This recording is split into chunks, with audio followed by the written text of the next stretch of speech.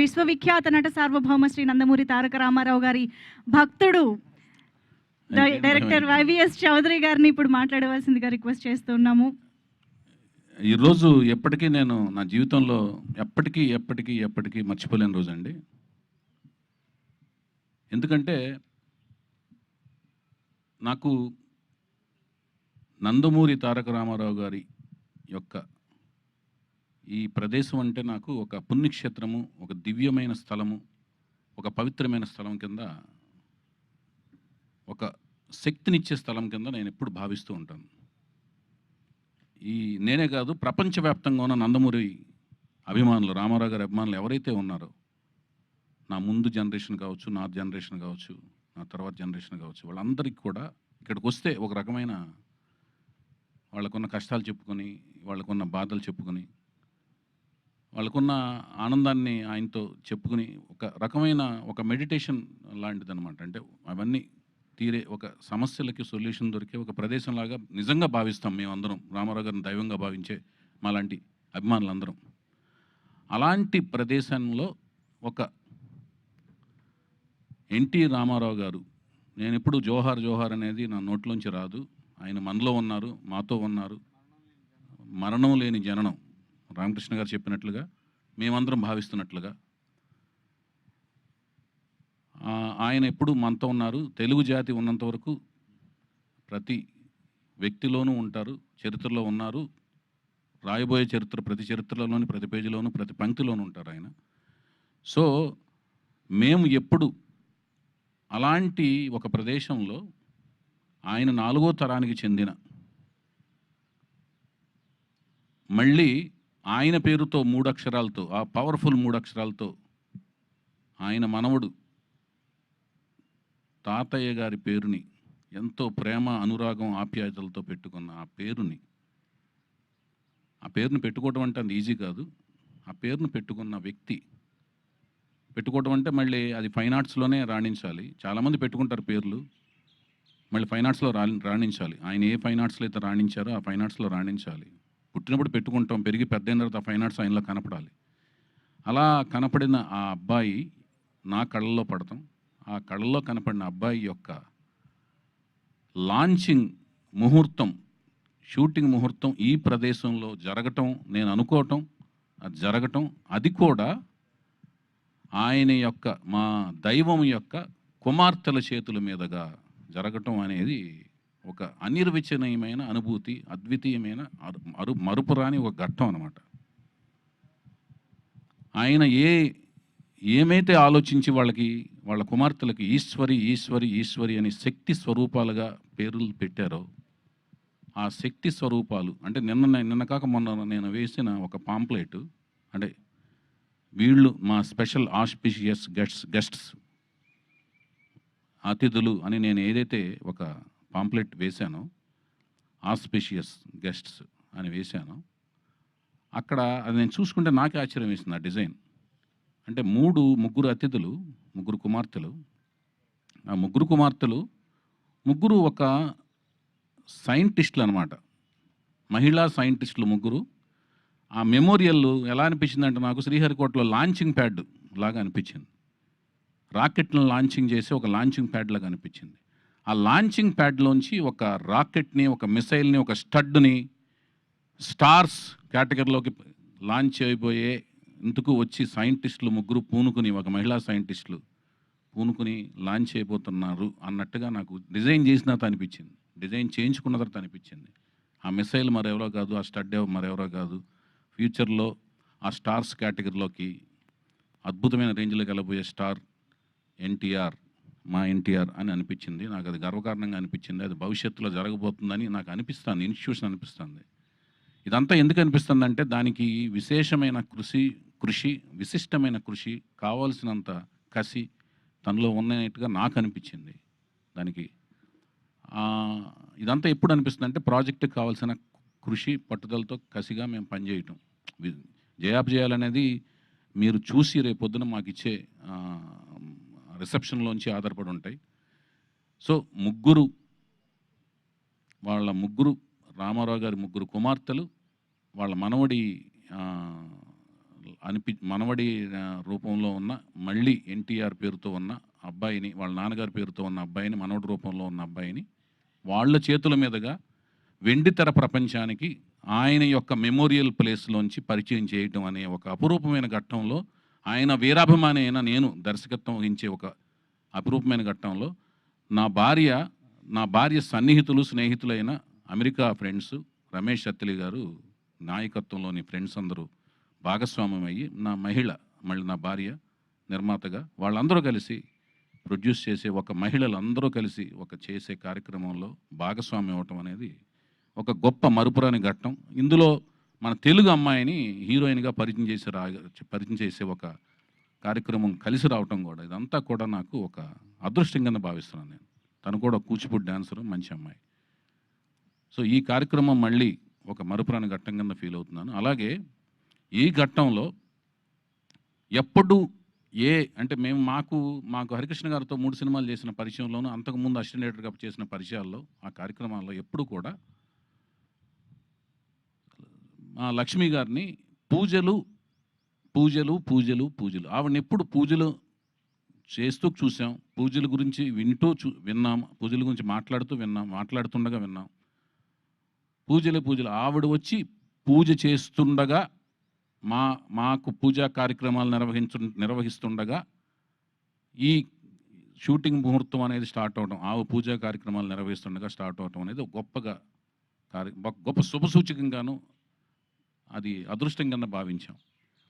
అలాగే మా హరికృష్ణ గారి ఇంకొక రూపం కింద భావించి మేము మా సుహాసిని పాప, ఆవిడికి మా హరికృష్ణ గారు వాళ్ళ అమ్మమ్మ గారి పేరు పెట్టుకున్నారు, వెంకటరామమ్మ అని. మామూలుగా ఇంట్లో సుహాసిని పేరు పిలుచుకోవటం, సుహాసినిగా పేరు మార్చుకున్నారు. సో ఆ వెంకటరామమ్మ తన అమ్మమ్మ గారు, నాయనమ్మ గారి పేరు పెట్టుకున్న ఆవిడ పేరు మీద ఆవిడ నాకు స్క్రిప్ట్ ఇస్తూ ఆయన యొక్క స్లాంగ్లో చౌదరి ఒళ్ళ దగ్గర పెట్టుకుని తీయనట్టుగా మాట్లాడుతూ నా స్క్రిప్ట్ అందించడం దర్శకుడిగా, ఆవిడతో పాటు ఆవిడ కజిన్స్, సిబ్లింగ్స్ అందరూ కలిసి ఇవ్వటం అనేది అంతా ఒక రకమైన వాతావరణం అంతా నాకు చక్కగా, అంటే మంచిగా ఒక అనిరుచినైన అనుభూతిని కలిగింది నాకు.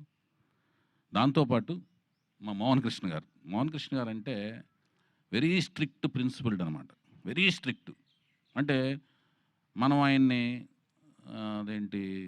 మాయలో మభ్య పెట్టలేం. మనం మభ్య పెడతాం అనుకుంటే తెలిసేలోపు స్ట్రిక్ట్గా మారిపోతుంటారు. ఆయన్ని అసలు మభ్య పెడతాం కష్టం. అలాంటి ఆయన్ని ఒక షాట్గానే అడిగిస్తే ఆయన దేవుడి దేవుళ్ళు ఒప్పుకోవటం, ముహూర్తం షాట్గా ఆయన డిఓపి కింద మాకు చేసుకోగలగటం. అంటే రామారావు గారిని డిఓపిగా చేసిన ఆయనతో మా ముహూర్తం షాట్ చేసుకుని మళ్ళీ మనవడి యొక్క ముహూర్తం షాట్కు డిఓపిగా ఆయన చేసే ఒక విచిత్రమైన, ఒక అనిర్వచనమైన సంఘటనలో ఆయన లాక్ చేసుకోగలగటం, ఇవన్నీ కూడా అన్ని విచిత్రంగా జరిగినాయి. అలాగే ఎక్కడో ప్రపంచంలో ఒక టూర్లో ఉన్నారు మా రామకృష్ణ గారు. మాకు నందమూరి అభిమానులందరికీ ఒక ఆక్సిజన్ లాంటి ఆయన. ఎందుకంటే ఎప్పుడు వెళ్ళినా కూడా నవ్వుతూ మాడుతుంటారు. ఆయనకి ఏం కష్టాలు ఉన్నాయో, ఏమున్నాయో ఏం తెలియదు, ఎన్ని పనులు ఉన్నాయో బిజీగా. ఏమన్నా ఆక్సిజన్ మీరు మాకు కనపడగానే మాకు కార్బన్ డైఆక్సైడ్ ఎక్కడ ఉందో తెలియదు కానీ ఆక్సిజన్లా ఫీల్ అవుతాం మిమ్మల్ని. సో మీరు చూడండి ఎంత ఓపికగా ఉన్నారో. అందరి గెస్టులందరినీ పంపించేసి మీరు ఒకటే మాట అన్నారు, నేను ఈ కార్యక్రమానికి నేను హరికృష్ణగానే, నీకు నేను హరికృష్ణలాగా నేను ఉంటా అని కొబ్బరికాయలు కొట్టే వరకు పక్కన నుంచి ఉన్నారు ఆయన. సో మా హరికృష్ణ గారు. అలాగే ఇందాక మా రామ్ చెప్పినట్లుగా ఈ మొత్తం కార్యక్రమాన్ని పైనుంచి దివి నుంచి మా నందమూరి అంటే లక్ష్మయ్య చౌదరి గారు, వెంకటరామ గారు మాకు తెలిసిన, ఆ తర్వాత జనరేషన్లో అయిన మా రామారావు గారు, పక్కనే త్రివిక్రమరావు గారు, ఆ పక్కనే నుంచొని చూస్తున్న సాయికృష్ణ గారు, మా హరికృష్ణ గారు, ఆ పక్కనే ఉన్న మా జానకిరామ్ గారు, ఆ పక్కనే ఉంచిన మా తారకరత్న గారు, అందరూ ఈ కార్యక్రమాన్ని చూస్తూ పులకించిపోతుంటారు. వైవిఎస్ చౌదరి మన కుటుంబ అభిమాని, సరదాగా మంచిగా కష్టపడి సినిమా తీస్తున్నాడు మనోడితో, నందమూరి తారక రామారావుతో అని. అలాగే ఈ మన సినిమా అనుకున్న కాడి నుంచి అందరి ఆశీస్సులు ఉన్నాయి, అందరు కుటుంబంలోని అందరి ఆశీస్సులు, రకరకాల అందరూ కుటుంబంలోని తను చెప్పినట్టు తన తాతయ్య వరుస అయ్యేవాళ్ళు అందరూ యంగే, కానీ తాతయ్య వరుస అవుతారు. ఎందుకంటే తను 4th జనరేషన్లో ఫస్ట్ పెద్ద కిడ్డు, జానకిరామ్ గారు 3rd జనరేషన్లో పెద్ద కిడ్డు, ఇతను 4th జనరేషన్లో పెద్ద కిడ్డు. సో అందరూ పాపం ఇతను యంగ్, తొందరగా యంగ్, వాళ్ళు తొందరగా ఓల్డ్ లాగా కనపడతారు కానీ అందరూ యంగే. తాతయ్య వరుస వాళ్ళందరూ సపోర్ట్ ఉంది. అందుకనే ఈరోజు చూసుంటారు ఎంతమంది అన్ని జనరేషన్స్ వాళ్ళందరూ వచ్చారు, ఫ్యామిలీ కుటుంబీకులు అందరూ వచ్చారు. అలాగే బాబాయ్ జనరేషన్స్ అందరూ కూడా సపోర్టు ఇచ్చారు. వాళ్ళు వాళ్ళు ఎలా ఉండాలి, మోరల్స్ ఎలా ఉండాలి, సినిమా ఫీల్డ్ ఎలా ఉండాలి, వాళ్ళ ఎక్స్పీరియన్స్లు చెప్పి ఇతను ఎలా మెలగాలో చెప్పారు. తాతయ్య వరుస వాళ్ళు వాళ్ళ ఎక్స్పీరియన్స్లు చెప్పి ఎలా మెలగాలో చెప్పారు. వాళ్ళందరూ కూడా బిజీ షెడ్యూల్స్లో ఉన్నారు. ఒక్కో కార్యక్రమంలో వాళ్ళు ఎలాగూ బ్లెస్ చేస్తారు తన కెరీర్లో, అవన్నీ కూడా ఉన్నాయి. తనకి అందరూ అండగా ఉంటారు. తన మంచి భవిష్యత్తు ఉండాలి, అభిమానులు అండదండలు ఉన్నాయి. తను మంచిగా ముందుకు ఎదగాలని నేను మనస్ఫూర్తి కోరుకుంటున్నాను. నందమూరి వంశ వీరాభిమాని కింద, కుటుంబం వీరాభిమాని కింద. సో ఇవన్నీ పక్కన పెడితే మేము సినిమా ఏం తీయబోతున్నాం, ఒక తెలుగు సాహిత్యం, తెలుగు సంప్రదాయం, హైందవ సంప్రదాయం, హైందవ సంస్కృతి మీద కీరవాణి గారి కాంబినేషన్లో, చంద్రబోస్ గారి సాహిత్యంతో, బుర్రా సాయిమాధ గారి యొక్క పదునైన మాటలతో, చక్కటి నేటివిటీ మాటలతో నేను నా సాయశక్తుల ప్రతి సినిమా వచ్చినట్టు అప్డేట్ అవుతూ మంచి కథ తయారు చేసి కష్టపడి, నా సాయశక్తుల కష్టపడి మంచి కథను తయారు చేశాను. ఆ కథ మీకు నచ్చుతుందని ఆశిస్తున్నాను. వీళ్ళందరితో కూడా మంచిగా కోచింగ్ ఇచ్చాను. తర్వాత మీరు చూసి దానికి నాకు రిజల్ట్ ఇస్తే దాన్ని బట్టి మేము ముందుకు వెళ్తాం. మంచిగా కష్టపడతాం. మేము చేయగలిగింది ఏంటంటే కష్టపడి పనిచేయటం. అది మేము సాయశక్తులా కష్టపడుతున్నాం. మేము కష్టపడుతున్నాం, వాళ్ళు కష్టపడుతున్నారు. కష్టపడి పనిచేస్తున్నామని ప్రామిస్ చేయగలుగుతున్నాం. మీరు రండి, మా కష్టాన్ని చూడండి, ఆశీర్వదించమని మనస్ఫూర్తిగా కోరుకుంటున్నాం. అట్లాగే షెడ్యూల్స్ దీని తదనంతరం మేము నెక్స్ట్ ప్రకటనలో continuous of schedules, songs recordings, అన్ని వివరాలన్నీ కూడా నెక్స్ట్ మా పిఆర్ఓలు, మా వంశశేఖర్ల ద్వారా మీకు తదుపరి వివరాలన్నీ తెలియజేస్తాం. మరొక ముఖ్యమైన విషయం ఏంటంటే ఇంకా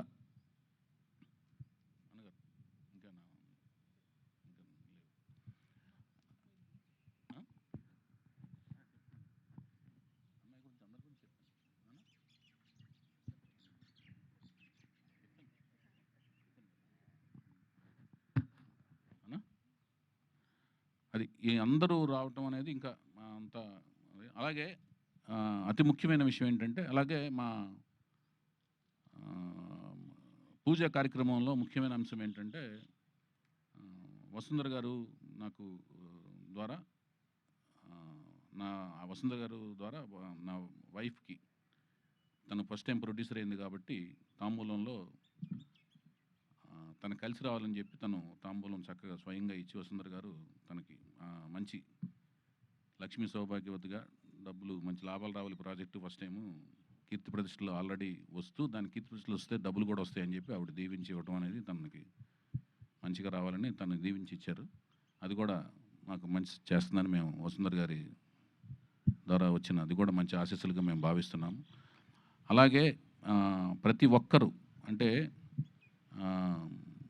కుటుంబంలోని ప్రతి ఒక్కరూ ఇలా పర్సనల్గా టైం తీసుకుని, పురంధేశ్వరి గారు కానీ, భువనేశ్వరి గారు కానీ, అందరూ ప్రతి ఒక్కరూ పేరున ప్రతి ఒక్కరూ అందరూ రావడం అనేది మాకు చాలా. అలాగే ఇప్పుడు ఇండస్ట్రీలోని అందరూ ప్రతి 24 క్రాఫ్ట్స్ వాళ్ళందరూ వచ్చి మమ్మల్ని బ్లెస్ చేయడం కూడా చాలా ఆనందంగా ఫీల్ అవుతున్నాం. అన్నిటికంటే ముఖ్యంగా పాత్రికేయ మిత్రులందరూ కూడా నాకు సోదరుల కింద లెక్క. ఎందుకంటే అందరూ నాకు బాగా ఫ్రెండ్స్. వాళ్ళందరూ కూడా మా ప్రాజెక్ట్ స్టార్ట్ చేసిన కాడి నుంచి మాతో వెన్నంటే ఉన్నారు. నన్ను సోదరులా భావిస్తూ మా సినిమా ప్రకటనలన్నింటినీ కూడా చక్కగా ముందుకు తీసుకెళ్తున్నారు. వాళ్ళందరికీ ధన్యవాదాలు తెలియజేసుకుంటూ మీరు మాకు సహకరించండి అని మరొకసారి విన్నవించుకుంటూ thank you so much. Thank you sir, thank you so much. ఇంతటి పుణ్యస్థలంలో ఆరాధ్య దైవమైనటువంటి నందమూరి తారక రామారావు గారి ఆశీస్సులతో, నందమూరి కుటుంబ సభ్యుల ఆశీస్సులతో మొదలైనటువంటి ఈ చిత్రం దిగ్విజయంగా షూటింగ్ పూర్తి చేసుకుని త్వరలోనే రిలీజ్ అయ్యి గొప్ప విజయం సాధించాలి అని మనస్ఫూర్తిగా కోరుకుంటూ, ఈ చిత్రానికి సంబంధించిన ప్రతి ఒక్కరికి బెస్ట్ విషెస్ తెలియజేసుకుంటూ థ్యాంక్ యూ సో మచ్.